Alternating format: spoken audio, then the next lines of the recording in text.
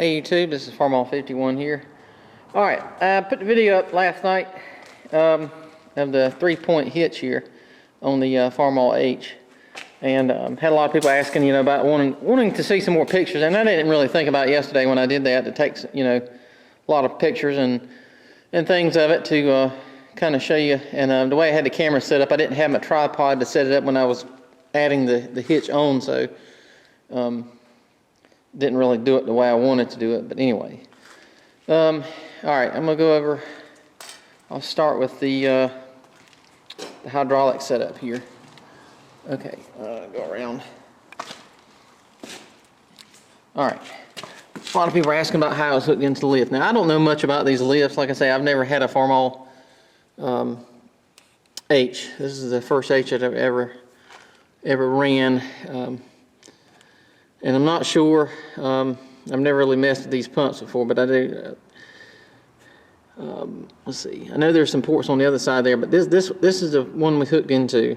It was already there. We just changed the pipe out here because this pipe here was too long, and I needed to shorten it up because it would have hit the lift there when it raised up. So, like I said, they've got elbows in here, and like this is what they did up until. Like I said, we took that pipe out there, and then we put the new pipe in, and it's very close to the battery box. But ran along the side here, and I don't know what these are here, if that's what they're made for, but they were on there anyway. Put this back on there, and I've got the cap, but put a new coupler on there, and went to Agri Supply here in Garner or Raleigh here, and they had pre-made hoses, so I got a 1/2-inch hose that we hooked there, and I may reroute that, I'm not sure, but and we ran it down to this right here on the bottom of the cylinder, and there's one on the other side too, which I'm guessing that's just a different way to get into it, but elbow on this side here, and like I said, ran the hose that way, and from looking at I put the box down here to see if it leaked, and it did not leak, so that's good. But anyway, checking all that, but like I say, the brackets, this hitch here is the hitch that allows you to use the drawbar, the original drawbar of the tractor. However, it does not use the upright brackets here. You remove those from the drawbar, and your actual drawbar hooks into the uprights on the lift here, and it is hooked in just like you can see there, and on the bottom as well. Well, that's bolted in, and I had the big 1-inch impact gun, and I tightened that thing down pretty good. So, and the supports here for the drawbar here, we hooked those. I think they're originally supposed to go on the inside, and I had to take them off so I could get the arm on here. But I put it on the outside because it allows a little bit more side-to-side motion of the lift arm here. I can see, and probably since these in just a little bit too much, but I want them a little tighter. I think I might put some washers in there to take up the slack on that, because that doesn't need to move side to side. But this here, gotta say, the drawbar actually is hooked in, in the normal position up there. Now I've got to get another bracket for that, but I got the grease fitting on this side, and I didn't have one for the other side. But like I say, everything's pretty much set up.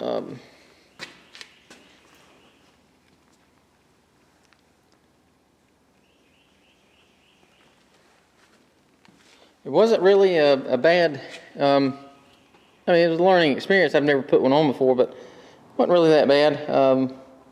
Hitch seems to be made pretty well. The paint on it's okay. Of course, the way they shipped it, I wasn't too crazy about. They kind of did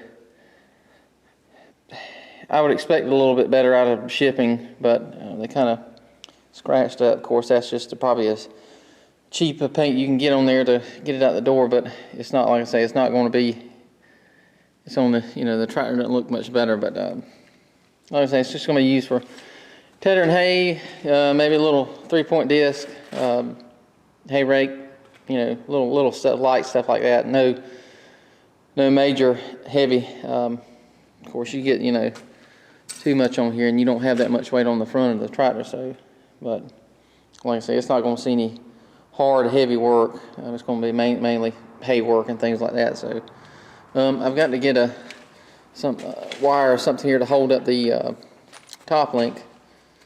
But basically, it's a pretty simple design. And where we got it on eBay, it was an eBay seller. So I can't remember the actual name of the hitch, but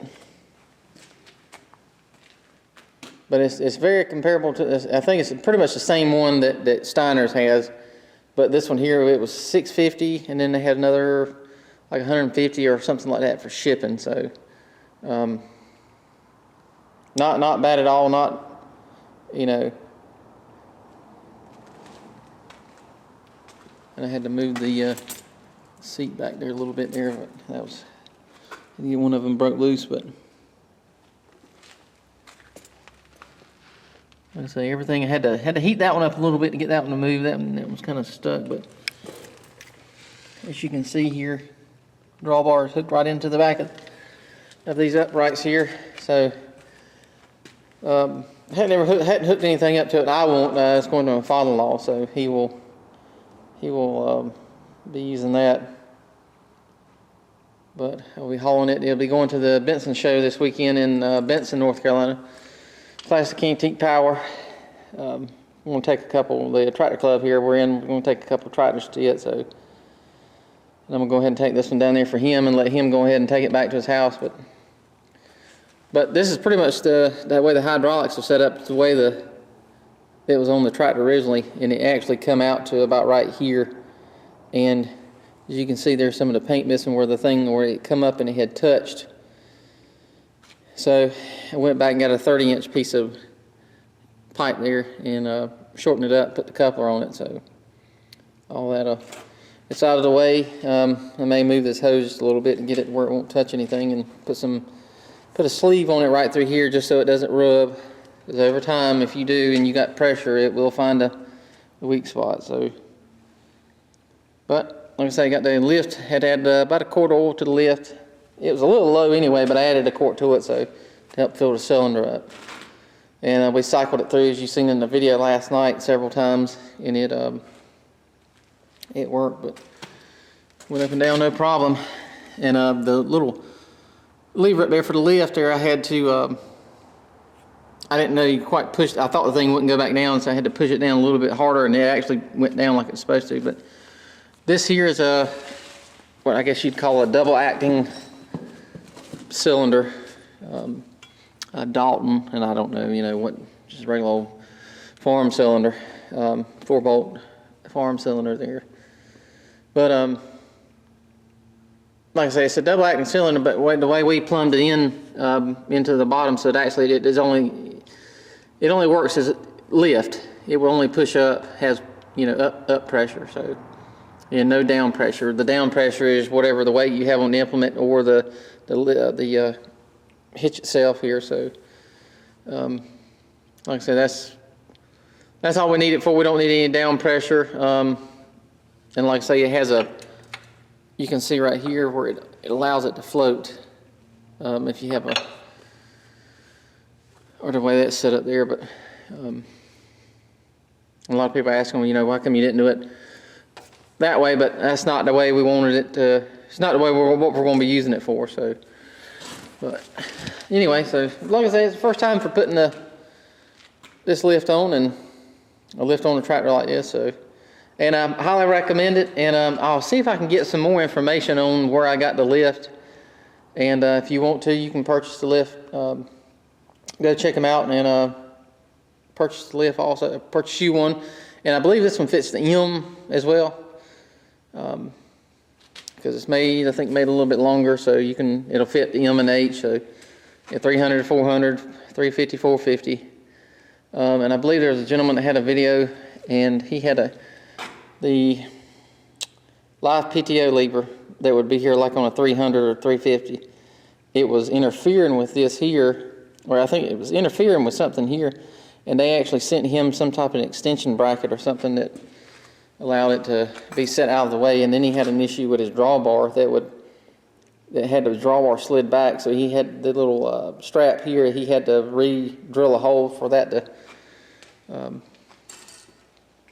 work right. So, but anyway, it's ready to go. I've done everything to it. Oh, yeah, and after the video last night, we went round and round on the floor here. As you can see, all the rubber marks with the new tire, trying to get it on. I think these little, I'd rather put 10 of these tires on than I had one of these little tires. They will fight you. But getting the tube in it and trying to get the tube in it without pinching it and trying to get the tire back on, we had to, anyway, got it on. That's a brand new tire. It don't look like it because it's been covered with dirt and dust from the floor. But new tube. And I've set it out. As you can see, it's sitting out just a little bit. The way they've got it, the way they had it on the tractor originally, it was set on the inside of the hub. And that's okay, but it's kind of hard to get the thing off sometimes if you had to take the tire. So what I did is I turned around, dished it in, and set the tabs on the outside of the hub here. So, and I kind of like that a little better. That'll give you a little bit wider of a footprint in the front instead of having such a narrow space there, so you don't mire up if you hit a soft spot, which these tricycles tend to do. If you have a soft spot, you'll find it quick, and it's like a little single point out there, and it kind of, so that being wider a little bit, gives you a little bit better of a footprint out on the front. But like I say, and I finally got the emblem for the front here and the grill insert. So, and the exhaust works, and still has a little bit of, I may do some work on the points. Change some of that out. It still wants to run a little. It runs fine, and then you'll hear it not skip, but it's making some noise or something. It's not running completely smooth, but once it gets under load, and it may be just the carburetor needs adjusting more.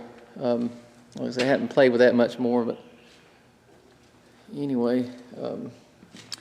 But that's the final video on the 3-point lift. I just wanted to take some more pictures or video of it and do some more explaining on everything about the lift here, because that's had a lot of people asking questions about how it worked, how we did this, how we did that, and so.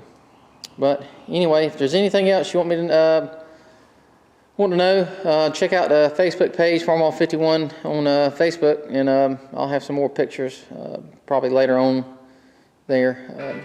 But that's it. All right, thanks for watching.